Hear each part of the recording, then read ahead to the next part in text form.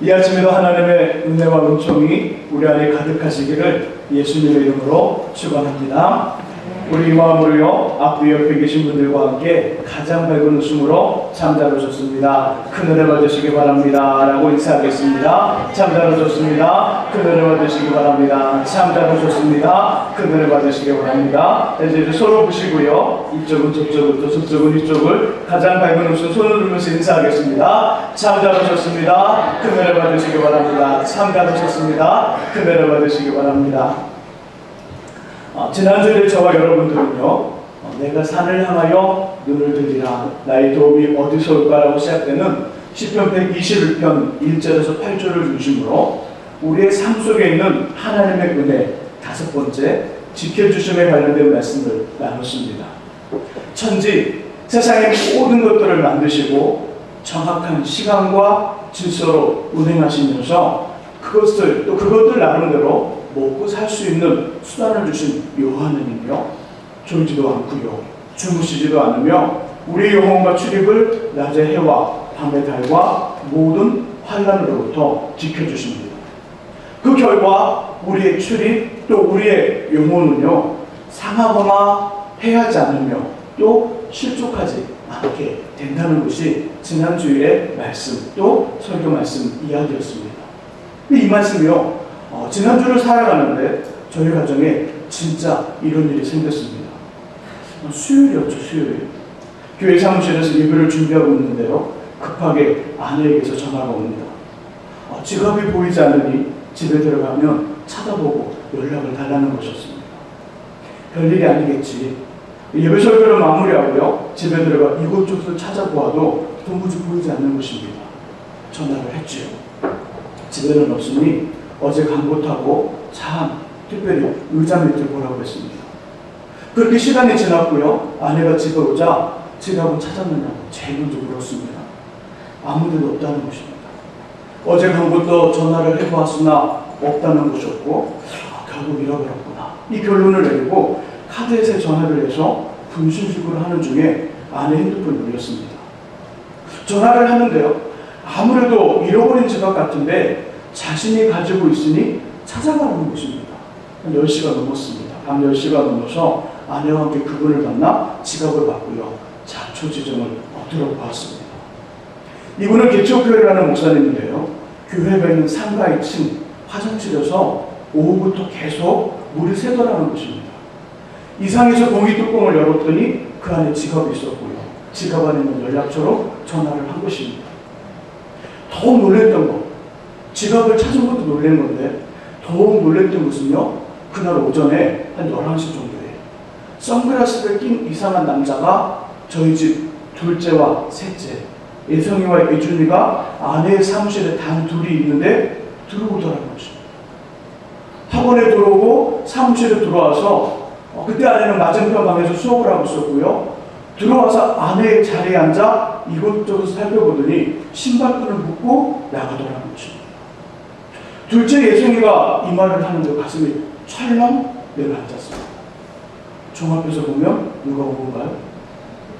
도둑이 온 겁니다. 낮에 문은 열렸으나 사람들이 많지 않은 상가를 전문적으로 훔치는 전문적으로 나쁜 사람이 온 것입니다. 그 나쁜 사람 앞에 저희 아이들 2명, 초등학생, 힘없는 초등학생 2명 있었고요, 여자인 아내, 그리고 수업을 듣던 몇 명의 초등학생들이 그곳에 있었습니다. 그런데 지갑만 없어졌습니다. 지갑만 없어졌고요, 사람들은 아무도 다치지 않았고요, 또 지갑만 없어졌는데 다시 그 지갑을 찾았습니다. 현금 얼마는 사라졌지만 저희 아이들도 아내도 공부하던 학생들 아무도 다치지 않았습니다. 얼마나 감사한지. 시편 121편 말씀처럼 하나님께서 우리를 지켜주셨다는 그 말씀, 그것에 감격하고 감동하는 시간이었습니다. 그래도 놀라지 않나요? 저는 그날 가슴이 두근두근 뛰었는데, 하나님은 저와 여러분들을 이처럼 자신의 눈동자처럼 지켜주십니다. 어디서든지 어느 곳에서든지 먼저 이 은혜로 충만하시기를 주님의 이름으로 축복합니다. 이 시간은요, 우리의 삶 속에 있는 하나님의 은혜 6번째, 용서하심에 대한 이야기를 나누기 원합니다. 용서하심. 본문을 읽다 보면요, 이상하지만 본문에는요 갈등이 등장합니다. 갈등. 어떤 소설이나 드라마, 이야기 중에 갈등의 구조를 가지려면 몇 가지 조건이 충족되어야 되는데요, 그게 두 가지입니다. 첫째는 등장인물이 둘 이상이어야 되고요, 두 번째는 그들이 말하는 주장이나 품고 있는 생각과 뜻이 동일하지 않아야 합니다. 갈등의 구조를 가지려면 그 문맥 안에, 그 이야기 속에 등장인물이 둘 이상이어야 되고요, 그들의 생각과 주장, 뜻이 서로 달라야 됩니다. 우리 본문 20절에서 24절 말씀을 다시 한번 읽어봅니다. 읽으시면서 갈등의 구조가 정말 있는가 확인해 보시기 바랍니다. 같이 한번 우리 본문 읽어봅니다. 읽습니다. 이에 일어나서 아버지께로 돌아가니라. 아직도 거리가 먼데 아버지가 그를 보고 치근히 여겨 달려가 목을 안고 입을 맞추니 아들이 이르되 아버지, 내가 하늘과 아버지께 죄를 지었사오니 지금부터는 아버지의 아들이라 일컬음을 감당하지 못하겠나이다 하나, 아버지는 종들에게 이르되 제일 좋은 옷을 여다가 입히고 손에 가락지를 끼우고 발에 신을 신기라. 그리고 살진 송아지를 끌어다가 잡으라. 우리가 먹고 즐기자. 이 내 아들은 죽었다가 다시 살아났으며 내가 잃었다가 다시 얻었노라 하니 그들이 즐거워하더라. 아멘. 갈등의 구조, 등장인물이 둘 이상이고요, 그들의 주장이나 생각과 뜻이 달라 마치 평행선을 걸어가야 합니다. 자, 첫 번째 등장인물은 누구 나올까요? 그렇죠. 아버지만 나오나요? 아버지와 아들. 자, 등장인물 몇 명인가요? 둘. 그렇죠. 둘 이상이지요. 자, 두 번째로 그들의 주장, 생각, 뜻은요, 잘못된 것은 아니지만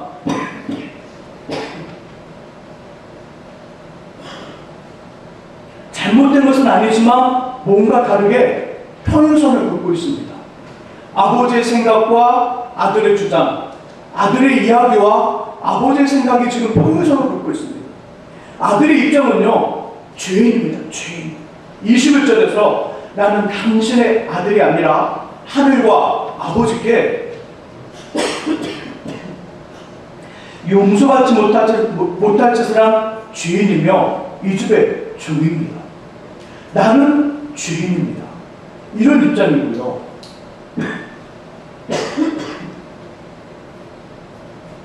아버지는 아니, 넌 여전히 나의 아들이다. 어서 나의 아들의 품에 맞는 옷을 입고 반지를 끼며 신발을 신어라. 그리고 너를 오해하고 있는 마을 사람들과 함께 잔치를 벌이자. 그 오해는 거짓이며 잘못된 수문일 뿐이라고 보여주자. 이런 마음입니다.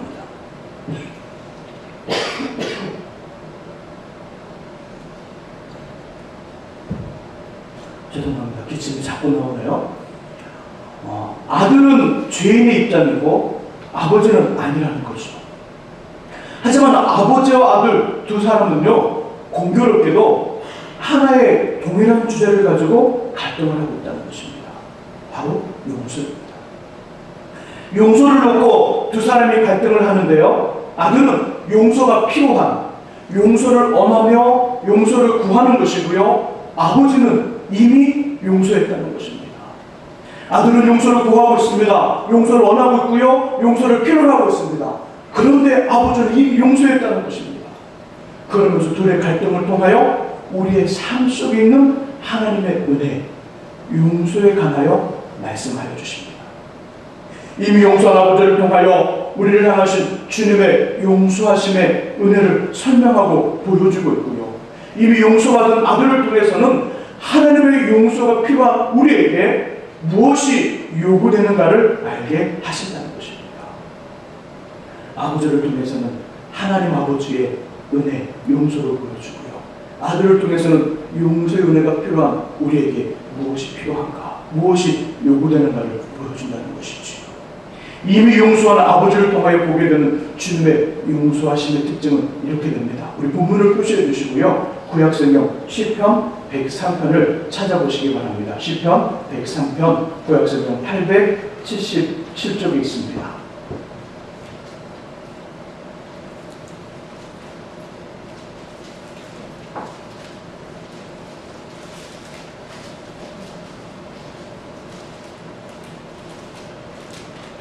시편 103편 우리 10절의 말씀을 읽어봅니다. 하나님 아버지의 용서하심에 관련된 말씀인데요. 자, 10절 같이 읽습니다. 우리의 죄를 따라 우리를 처벌하지는 아니하시며 우리의 죄악을 따라 우리에게 그대로 갚지는 아니하셨으니. 아멘. 하나님은 우리의 잘못과 죄에 대해 반드시 반응하십니다. 이 말을 보응이라 표현도 하고요, 대가로 표현도 합니다. 하나님은 분명히 우리의 잘못과 죄에 대해 반드시 반응하십니다. 하지만 저희가 범한 잘못과 죄의 분량 양만큼 동일하게 반응하시거나 과하게 반응하지 않으시고요, 작게 오직 깨달을 정도만 반응하십니다. 우리의 범죄와 우리의 잘못과 우리의 죄악에 대해 하나님은 반응하시고 때로는 하나님의 그 모습을 보여주십니다. 그러나 그 반응과 그 진노는 우리가 범한 잘못만큼, 때로는 100을 범했다면 100 정도의 반응이 오는 것이 아니라 작게 오직 깨달을 정도만 하나님의 반응이 온다는 것이죠. 저희들이 아이들을 키우다 보면 이런 모습을 종종 경험하게 되는데요. 아이가 잘못을 했습니다. 아니라는 것을 알려줘야 합니다. 부모들 우리는 그 아이의 특성을 정확히 알고 있기에 아이가 잘못한 만큼 혼을 내지 않아도 빨리 깨닫고 인정하며 돌이킬 수 있는 그 아이만의 무엇, 그것을 알고 있다는 것이죠. 그 부분을 건드립니다. 부모님들은 아이가 때로는 10대를 맞아야 될 일을 했다면 10대를 다 때리는 것이 아니라 그 아이의 정말 중요한 것, 그 아이가 빨리 깨닫고 돌이킬 수 있는 그 무엇인가를 알고 있기에 그것을 건드린다는 것이죠. 그 부분을 건드려주면 우리 아이들은 잘못을 시인하고요, 눈물을 흘리고 용서를 구하게 됩니다. 하나님 아버지도 그렇다는 것이죠. 저희들이 잘못을 했습니다. 실수를 했습니다. 죄를 범했습니다. 그런데 그 죄만큼, 그 분량만큼 동일하게 때로는 과하게 반응하지 않으시고요, 오직 깨달을 정도만 아주 작게 반응하신다는 거죠. 저 여러분들의 머리카락 수까지 다 세고 계시는 분이 그것을 모르시겠습니까? 그 정도의 일이야 누워서 식은 좀 먹기보다 쉬운 일이죠. 그래서 구약성경의 에스라, 성경을 알려주는 선생님, 학사이면서 예배를 인도하는 제사장이었던 에스라는요, 에스라서 9장 13절에 이런 말씀을 주십니다. 우리 악한 행실과 큰 죄로 말미암아 이 모든 일을 다 하였사오나 우리 하나님이 우리 지약보다 형벌을 가볍게 하시고 이만큼 백성을 남겨주셨다.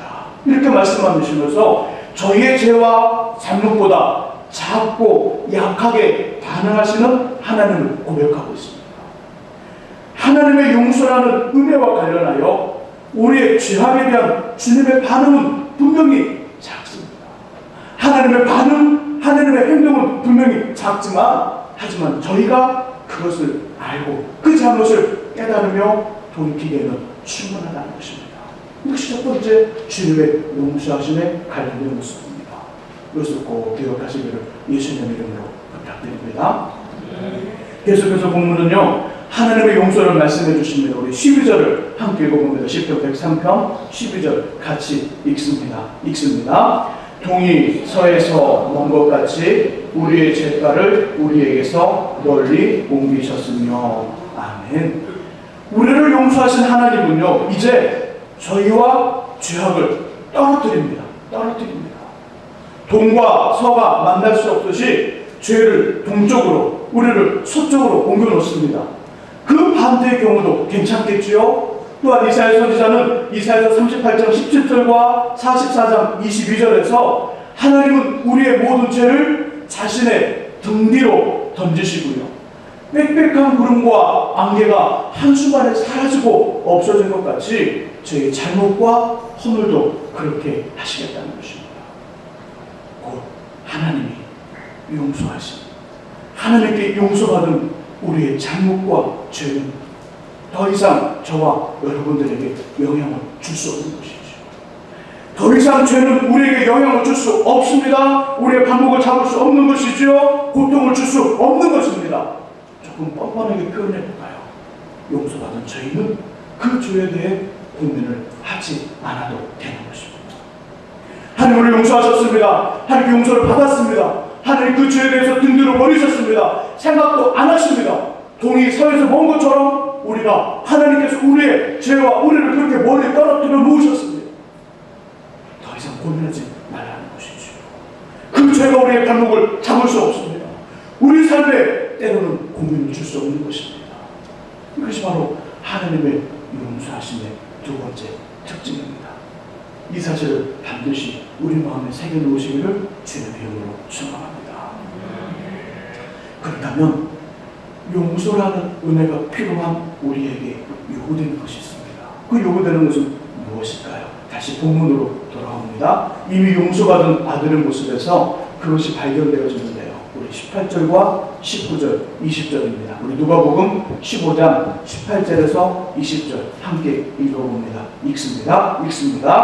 내가 일어나 아버지께 가서 이르기를 아버지 내가 하늘과 아버지께 죄를 지었사오니 지금부터는 아버지 아들이라 일컬음을 감당하지 못하겠나이다. 나를 품꾼의 하나로 보소서 하리라 하고 이에 일어나서 아버지께로 돌아가니라. 아직도 거리가 먼데 아버지가 그를 보고 시근히 여겨 달려가 목을 안고 입을 맞추니. 아멘. 이미 용서받은 아들의 모습에서 발견되어지는 것은요 18절과 19절 내가 하늘과 아버지께 죄를 지었사오니. 용서의 은혜가 필요한 우리에게 요구되는 것은요 자신의 잘못을 인정하고 시인하며 고백하는 것이 중요합니다. 자신의 잘못을 인정합니다. 시인합니다. 그리고 고백하는 것이죠. 18절과 19절 이렇게 말씀을 합니다. 그리고 20절의 말씀을 새겨보니까 이에 일어나서 아버지께로 돌아가니라. 인정하고 시인하며 고백하는 것을 실제로 행동으로 옮기며 돌이키는 것입니다. 용서가 필요한 우리에게 요구되는 것은요 잘못과 죄에 대한 인정과 시인 그리고 고백과 돌이킴입니다. 만약 우리가 우리 죄를 자백하면 그는 미쁘시고 우루사 우리 죄를 사하시며 우리를 모든 불의에서 깨끗하게 하실 것이요. 요한일서 1장 9절의 말씀입니다. 누군가의 잘못을 했습니다. 누군가의 잘못을 했고요 하나님의 말씀을 순종하지 않았습니다. 그런데 이 문제를 어떻게 해결해야 될까요? 용서를 받아야 되는데 이렇게 하라는 거죠. 이렇게 하라는 건데 어떻게 하냐면 하나님과 그 사람을 찾아가라는 것입니다. 하나님과 그 사람을 찾아가 진심으로 자신의 잘못을 인정하고 시인하며 자백하고요 돌이키면서 용서를 구하라는 것입니다. 그래 내가 실수했다.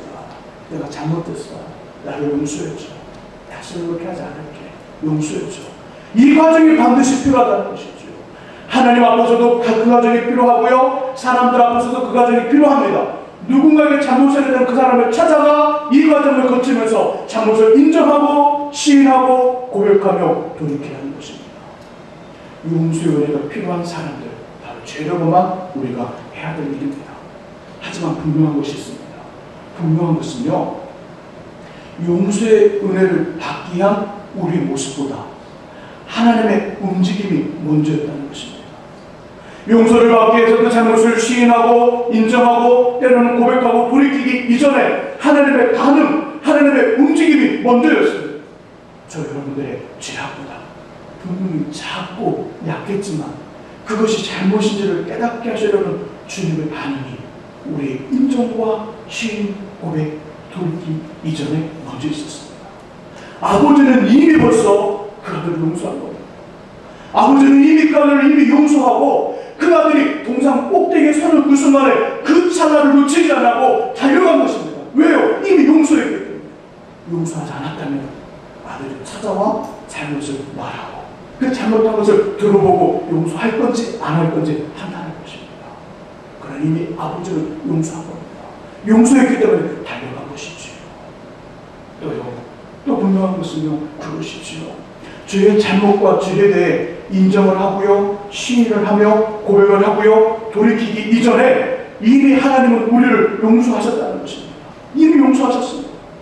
보통의 인간관계에서는요 잘못에 대한 용서는 반드시 조건이 따라오거나 보상을 해야 합니다. 자, 학교에서 잘못을 했습니다. 용서받으려면 어떻게 해야 될까요? 모범생이셨나 보죠. 자, 어떻게 될까요? 그렇죠. 반성문을 써야죠. 반성문. 또요. 화장실 청소를 하셔야죠. 화장실 청소. 그리고요. 정학을 당하는 거죠. 정학을 당하거나 때로는 전학을 가야 됩니다. 아주 심하면 글을 읽는 것이죠. 자, 직장에서는요. 다 모범적으로 교육들은 모범적으로 한 일이기 때문에 제가 가르쳐드리겠습니다. 직장에서는요, 직위 해제를 당하거나 또 월급을 100% 받지 못하는 감봉 정치가 있습니다. 감봉 조치. 자, 가정에서는요, 다들 모범적인 어머니 아버지라 전혀 말씀이 없는데요. 자, 가정에서는요, 한 끼 금식. 한 끼 금식. 또 외출 금지. 그리고 또 뭐가 있을까요? 핸드폰 압수. 때로는 핸드폰 정지. 또요, 용돈 없음. 자, 교회에서는요, 각각 생각해 주죠. 교회가 오니까 교회에서는요, 성찬을 참여할 수 없는, 성찬을 먹을 수 없는 수찬 금지, 예배 출석 금지, 투표권 박탈, 심각한 일이면 교회에 나올 수 없다는 출교 7일이 있습니다. 이처럼 우리 삶의 현장에서는요, 잘못에 대해 용서를 받으려면 잘못에 상응하는 조건을 충족시키거나 보상을 해 주어야 합니다. 그러나 하나님은 용서를 받기 위한 저와 여러분들의 어떤 모습보다 먼저 용서하시죠. 이유는 뭘까요? 이유는 이것입니다. 자신의 하나밖에 없는 아들 예수께서 우리 죄를 해결하시고자 십자가에서 죽으시고 다시 사셨기 때문입니다. 자신의 아들이 십자가에 죽으면서, 자신의 아들이 십자가에 죽으면서 피를 흘리고 땀 한 방울 다 남기지 않고 다 흘리면서 죽으면서 우리 인류의 죄를 용서하셨기 때문에, 그 아들 예수 때문에 우리의 어떤 일과 어떤 그 대가를 원하지 않으시고 용서하신다는 것입니다. 예수님 때문에 하나님은 저희를 먼저 용서하신 후에 우리의 죄를 깨닫게 하고자 하는 반응을 준비하여 행하시고요, 깨달아 인정하고 시인하며 고백하고 돌이킬 때 이미 용서하셨지만 그 순간에 동이 서에서 온 것처럼 다시는 그것에 영향을 받지 않도록 우리와 주의 사이를 떨어뜨려 주십니다. 떨어뜨려 주시고요, 자신의 등대로 버려 아예 생각조차 기억조차 안 하게 하신다는 거죠. 이렇게 생각하시면 안 됩니다. 하나님, 제가 이런 짓을 저질렀습니다. 저를 용서해 주십시오. 그렇게 자백하면 용서하시고 죄를 멀리 떨어뜨리는 것이 아니라 이미 용서하시고 그 자백을 듣는 그 순간에 죄와 우리를 떨어뜨린다는 것입니다. 이것이 성경에 말씀하는 하나님의 용서라는 거지요. 한 여자가 있었습니다. 매우 아름답고 지혜가 있는 장래가 기대되던 여인이었습니다. 그래서 이제 그녀 주변에는 남자들이 많았고요, 그 남자들 중에는 진실한 사람도 있었지만 대부분 그렇지 않은, 말이 좋으며 돈을 함부로 쓰는 나쁜 사람들이 많이 있었습니다. 그런 와중에도 이 여인은 좋지 않은 불의와 타협하거나 손을 잡지 않고요, 정도를 잘 지켜나갔습니다. 그런데 어느 날 어떤 일이 생겼는지는 모르지만 뒤를 좋지 않는 한두 명의 남자와 어울리더니 가볍고 쉬운 여자라는 별명을 듣게 되었죠. 그날 날씨가 무척 더웠습니다. 마을은 예수라는 청년이 온다는 이야기로 웅성웅성 시끌시끌했죠. 그리고 한쪽에서는 이 사람, 예수라는 청년을 잡겠다는 무리가 있었어요. 그때 저희 집문을 두드리는 소리가 들렸고요, 밖에는 몇 개월 전부터 비밀스럽게 만나던 이미 결혼하여 가정이 있는 남자가 서 있었습니다. 정과 동일하게 문을 열어주었고요, 함께 부적절한 사랑을 나누기 전 예전과는 다르게 마을 사람들이 몰려왔으며 그들은 난폭하게 출입문을 부수고 저를 잡아 예수라는 청년에게로 데리고 갔습니다. 주변에는 예수라는 청년 주변에는 마을 사람들로 가득 찼고요. 금방이라도 돌을 들여 던지려는 듯 했습니다. 선생이여, 이 여자가 간음을 하다가 현장에서 잡혔나이다. 모세는 율법에 이런 여자를 돌로 치라 명하였거니와 선생은 어떻게 말하겠나이까? 이상하게도요, 마을 사람들은 나쁜 짓을 한 나에 대한 관심과 주목 전혀 보이지 않고요, 어떻게든 예수라는 청년을 골탕먹이고 잡아 감옥에 넣거나 손에 들려준 돌로 오늘 결정을 내고 싶은 모습이었습니다. 한없이 약하게 보이는 청년 예수는요, 먼지가 날리는 땅바닥에 자신의 손가락으로 무엇인가를 쓰더니 벌떡 일어나 흥분되어 있는 마을 사람들에게 죄 없는 자가 먼저 돌을 들어 이 여인을 치라, 이 말씀을 하시더니 다시 땅바닥에 무엇인가를 쓰셨죠. 그런데 신기한 것은 흥분했던 마을 사람들이 한 명씩 그 자리를 떠나는 것이었습니다. 끝내 예수와 나만 남게 되었고요. 그분이 이런 말씀을 하셨습니다. 여자여, 너를 고발하던 그들이 어디 있느냐? 너를 정죄한 자가 없느냐? 대주님, 아무도 없나이다. 나도 너를 정죄하지 않으니 가서 다시는 죄를 범하지 말라. 이상하지 않으십니까? 분명히 이 여인은 돌에 맞아 죽거나 용서받을 수 없는 음란죄, 간음죄를 범했습니다. 율법에 의하면 이런 자는 돌로 치라 명령하셨거든요. 더욱 잘못을 행하는 곳에서 잡힌 현장범인데 나도 너를 정죄하지 아니하노니 가서 다시는 죄를 범하지 말라.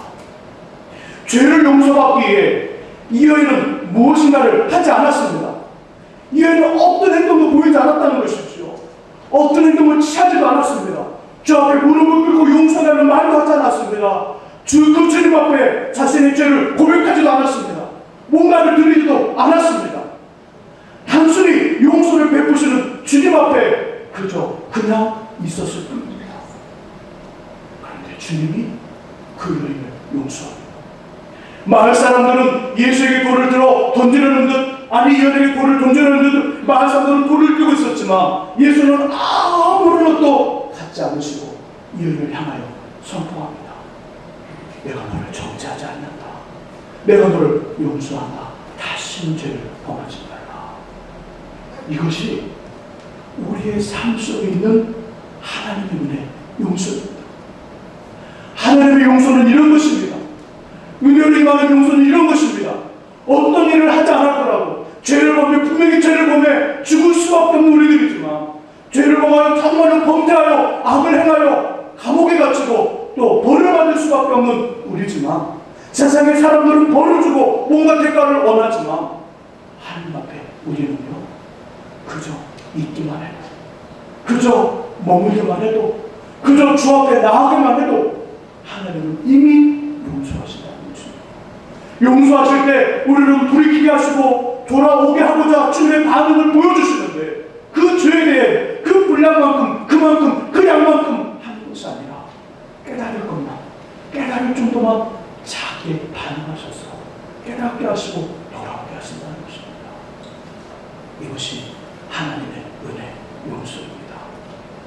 혹시 아직 용서를 받기 위해 무엇인가를 해야 한다는 빚을 진 마음으로 이미 용서하신 하나님 아버지의 은혜를 인정하거나 받아들이지 못하고요, 죄와 잘못에 눌려서 평안 없이 살아가고 있지는 않으십니다.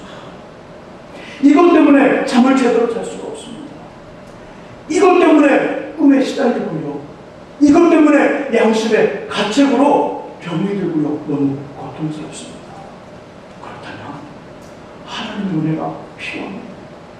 우리의 죄악보다 작게 깨달을 정도만 벌어주시고요, 그 잘못을 인정하며 시인하고 자백하며 돌이키기 전에 이미 용서하셔서 죄를 자백하고 돌이키는 순간 제가 자신은 가까이 하지 못하도록 더 이상 아무런 영향을 줄 수 없도록 멀리 떨어뜨려 주신 주님의 은혜가 필요합니다. 그 은혜가 여러분들을 가득히 채워 죄악의 눌림에서 자유를 얻고요, 노임을 경험하며 하나님의 평강의 삶을 사시기를 주님의 이름으로 축원합니다. 또 누군가에게 잘못을 하고 실수를 했다면 하나님의 용서의 은혜를 가슴에 품고요, 상대방에게 진심으로 그 잘못과 실수를 시인하며 용서를 구하십시오.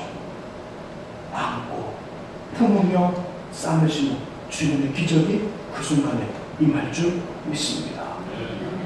그리고요, 저 사람은 나에게 이런 잘못을 했어. 그러니까 이렇게 해야 해. 예배로 부부 안에 부정한 일이 생겼습니다.